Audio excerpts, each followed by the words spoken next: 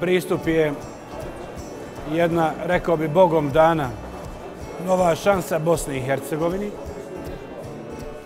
Sklopile su se neke geopolitičke, geostrateške okolnosti koje su omogućile da Evropa ponovo angažirano, snažno ispruži ruku Bosni i Hercegovini, da joj da šansu bez obzira na propuštene prilike da kroz provođenje reformi i istinsko partnerstvo sa Evropom bude dio tog odgovornog svijeta.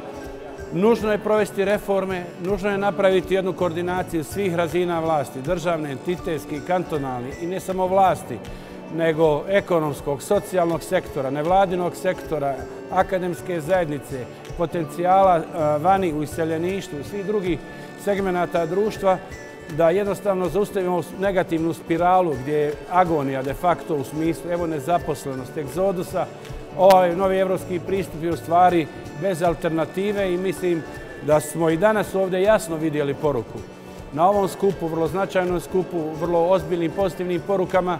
da jednostavno nema više vremena za bacanje, da mora biti monitoring kako se ko unutar tog procesa ponaša i da jednostavno birači i javnost imaju uvida i mogućnost da ocijene svakoga, a izbori su ti koji onda ocjenjuju da li je neko ispunio očekivanja ili nije, a da ne dopustimo ovaj ciklus od 20 godina bez ozbiljnih promjena i jednu vrstu status quo. Zato je partnerstvo, zato je monitoring, zato je hodogram, zato su pregovori, zato je status kandidata sljedeći i zato je to ozbiljna šansa koju ne smijemo prokockati. I kad vidimo danas ovu vrstu pozitivne energije u parlamentu Bosne i Hercegovine od ključnih ljudi, onda imamo pravo vjerovati da dolaze bolji dani za ovu zemlju i njene građane.